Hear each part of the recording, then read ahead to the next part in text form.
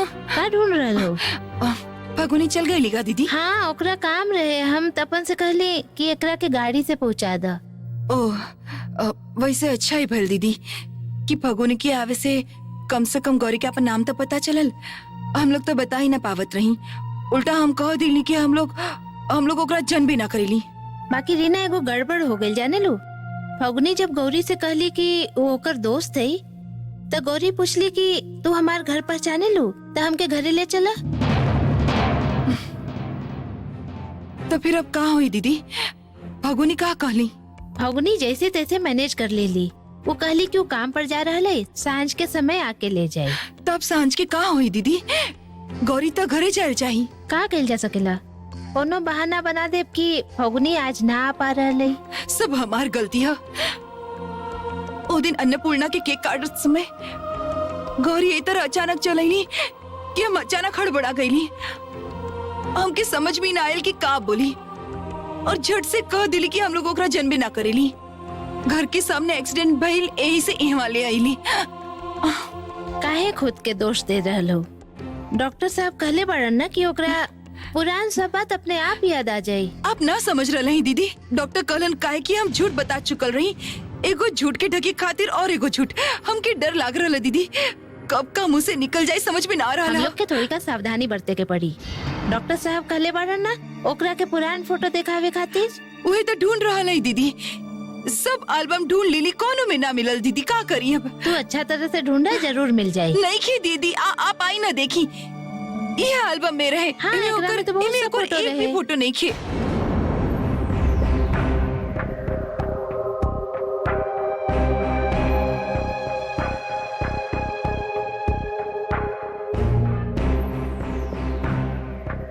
एक भी फोटो नहीं खे। इमे तो हम बहुत सा फोटो देख ले रही। कोनो दूसरा एल्बम में तो फगुनी के अइला पर यदि वो घरे जायल चाहे, यदि वो बेचैन हो जाए। वैसे भी तो बेचैन ही है, अब का करी?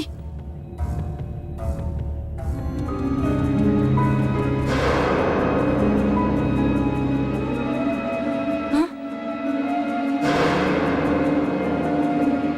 चल एक बार सब एल्बम ढूंढ लियल जाए।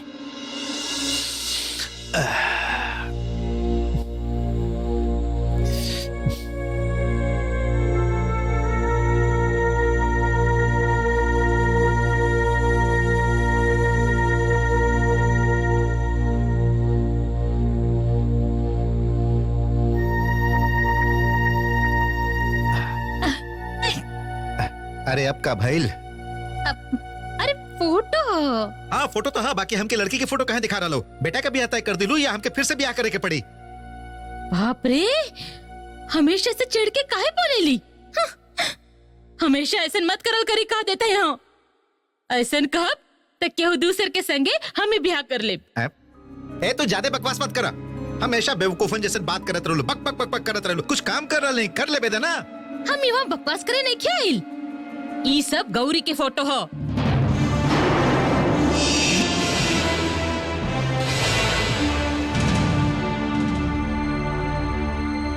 डॉक्टर कहले बाड़न गौरी के पुरान फोटो दिखावे खातिर।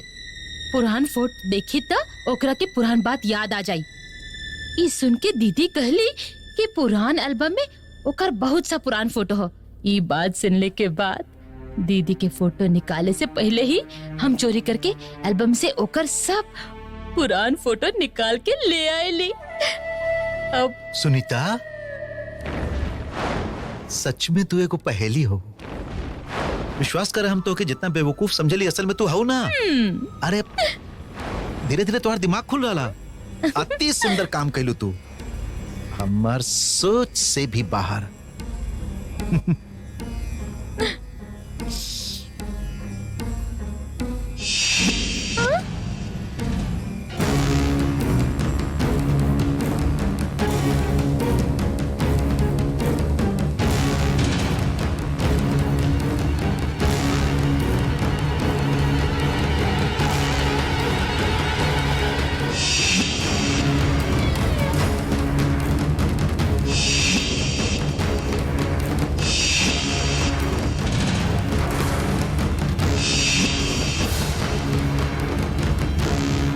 गौरी की याद, ओम शांति। अरे ये फोटो कहाँ चला देली? ऐसे हम लोग के का फायदा हुई? हम लोग के का फायदा हुई मतलब? अच्छा, यदि गौरी के आदर्श वापस आ गए तो का हुई तू जाने लू? कि हम जे अन्नपूर्णा के बारे में सब झूठ बात कहले रही कि अन्नपूर्णा के अब ओकर जरूरत नहीं है, यह सब समझा के ओकरा के वहां से भगा देले रही ना, ई ऊ बड़का भैया से जरूर बताई। और यदि ये सगरे बात बड़का भैया से बता दी है तो का हुई तू समझ सकेलू।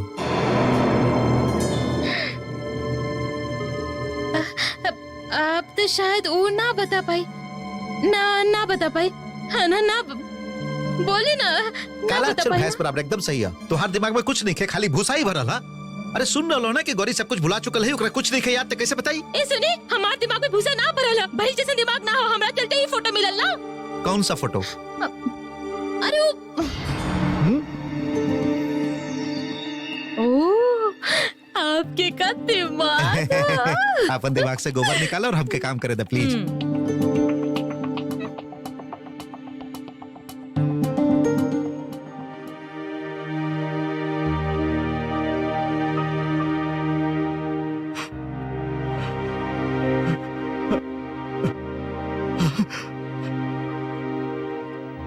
भौजी, भौजी, का भेल राम प्रसाद? गौरी कहीं पर भी नहीं दिखाई दे।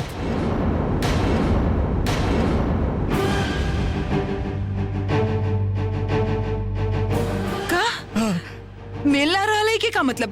तू बाथरूम, बेडरूम, रसोईघर सब जगह ढूंढ के देख लगा? ना रसोईघर, बाथरूम सब जगह देख ले, कहीं पर भी नहीं। हाँ, ये कैसे हो सकेला? गौरी ना मिल रहा है,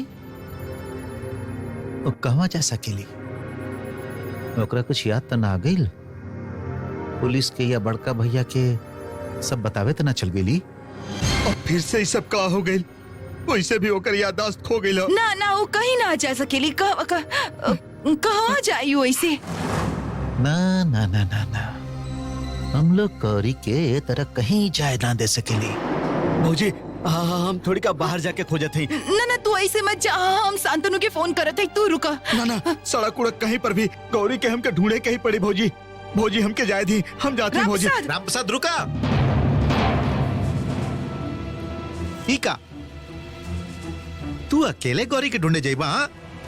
अरे हम तोरा संगे चलब, हम चलब और पटना शहर के एक एक कोना छान मारब गौरी के ढूंढने खातिर।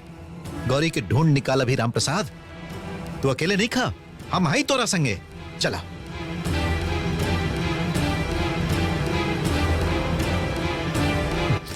हम आवत ही भाभी।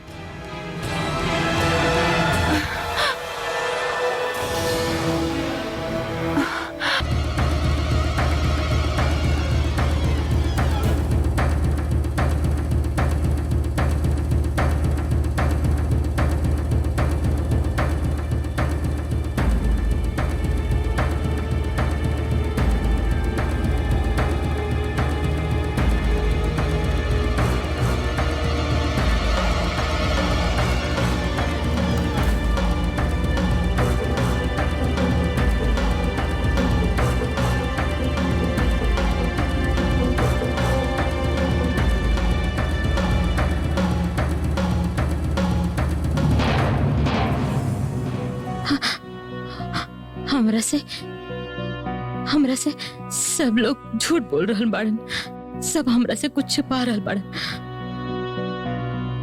हाँ, हमके सच जाने के ही पड़ी, सच हमके जाने के ही पड़ी। बाकी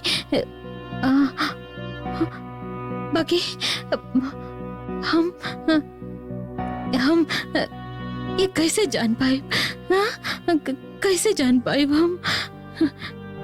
ना, एकरा से अच्छा कि हम भाग जाएं। बाकी हमको तो कुछ भी याद नहीं कि हम कहाँ जाए। हमार घर परिवार हमके तो कुछ भी याद नहीं कि कुछ भी याद नहीं किया हमके। अब हम कहाँ जाए, कहाँ जाए हम, कहाँ जाए हम। हे भगवान, गौरी के ढूंढता भगवान, गौरी के मिला था भगवान। काहे हमरा संगे बार बार ऐसा घटना घट रहा है भगवान। का कर रहा बड़ा भगवान। राम प्रसाद, राम प्रसाद, उठा उठा उठा उठा। हो कर रहा सड़क पे खड़ा होके तू रोता रहा, इतना उतावला क्यों हो रहा बड़ा? अरे गौरी जरूर मिल जाए। आपका कैसे पता, आपका कैसे पता कि गौरी हमके मिल जाए? अगर हम ना खोजब तो गौरी हम कैसा ही मिल जाएगा?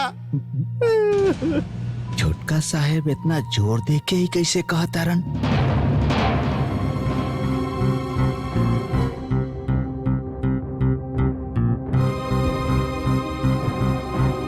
छोटका साहब, आप जानने लगे कि गौरी कहाँ पर आई? मतलब यदि पता है तो बता दे ना, छिपा के मत रखे, बता दे ना गौरी कहाँ आई। ए, का बेवकूफ जैसन बात कर रहल बड़ा? का बात कर रहल बड़ा? अरे हम कैसे जानब कि गौरी कहवा है यहाँ?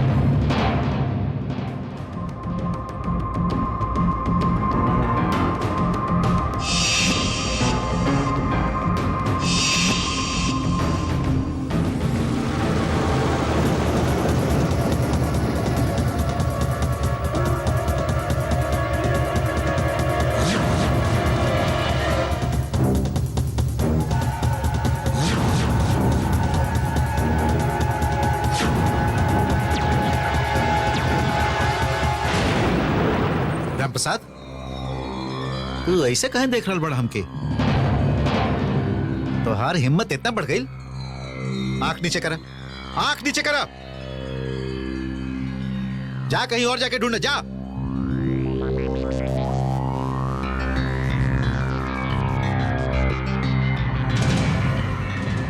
ये जरूर हमरा पे शक कर रहा था।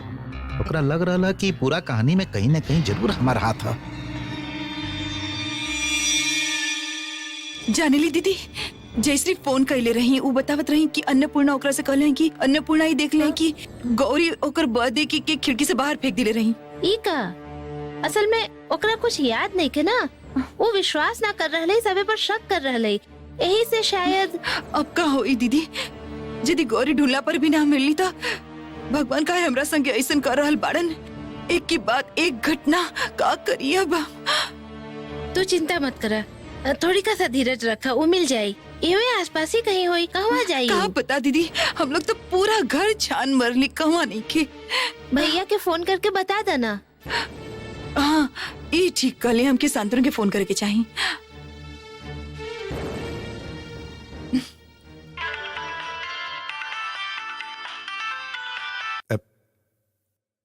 हाँ बोला। शांतनु, शांतनु एगो बात बतावे क्या, गौरी कहीं चल गई लाई।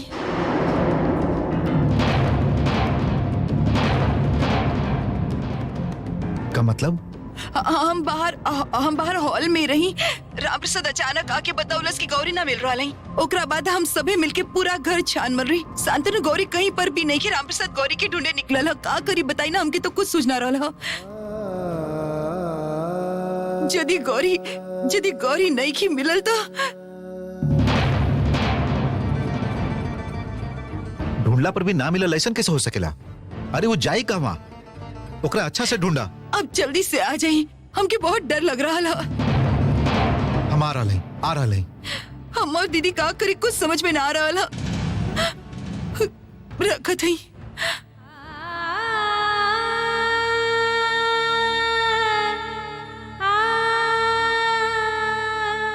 जाई तो हर माई वापस आ जाइए, रो मत ना।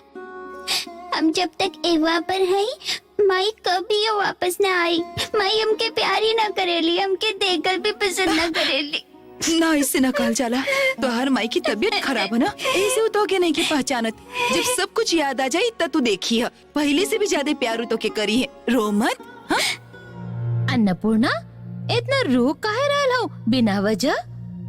तो और माई की याददाश्त आवे चाहे ना आवे तो ही वहाँ पर अच्छा तरह से खा पी के आराम से रह सके। सुनीता, ना दीदी, हम कहत रही तो कि के कुछ भी कहे के जरूरत नहीं है। हाँ, हम गौरी के फोटो लेके अभी आ रहा हैं, तुरंत आ रहा हैं। रखत हैं गौरी के फोटो मिलल।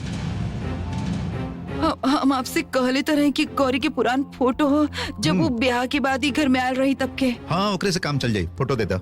ना मिल रहा शांतनु। मतलब जॉन एल्बम में रहे वहाँ नहीं खे मिलल, जितना एल्बम रहे सब ढूंढ लेली, कहीं भी ना मिल, पता ना कहाँ चल गई फोटो। अजीब बात है। अब का करी? मिली कहाँ से? वो सब तो जल के राख हो गए। हमरा पास माई बाबूजी के एगो फोटो है। वो कीचड़ में गिल गईल रहे, खराब हो गईल रहे, बाकी ओकरा में माई के चेहरा साफ दिखाई पड़ेला। कहाँ हो फोटो? कहाँ है? हमार कमरा में। तू एको काम करा, जाके देखा तू। आउट हाउस में चले देखा थी, कहाँ देखा था, चला।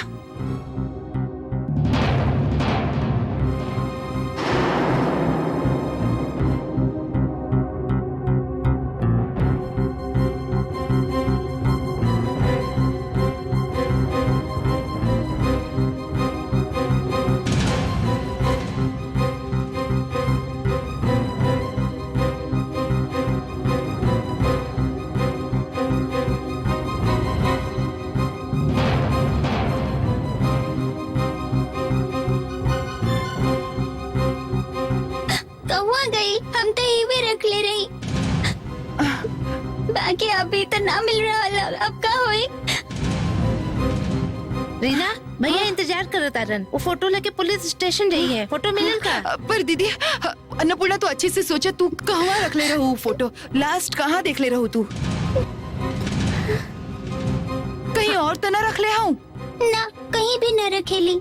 जब हम सूतेली तब वो फोटो लेके सूतेली, और जब सवेरे उठेली तो एवे पे रख देवेली। हम कब्बो दूसर जगह पर ना रखेली, आज भी एवे रख ले रही, बाकी मिल न रहल। दीदी हम कह रहे हैं कि कुछ अजीब सा हो रहा है घर में। हमारे घर के एल्बम से गौरी के सब फोटो गायब हो गए। हमारा एल्बम में गौरी के एक को फोटो नहीं खे। कितना ढूंढली, वहाँ भी न मिलल, अब अन्नपूर्णा के भी न मिल रहा हूँ। हम समझ ना पा रहा है कि ये सब आखिर हो का रहा है। दीदी दीदी के कमरा से तो हम गौरी के फोटो ले ले हैं, बाकी ये कमरा में से तो गौरी के फोटो के ले लस। एकरा पीछे केकर हाथ हो सकेला?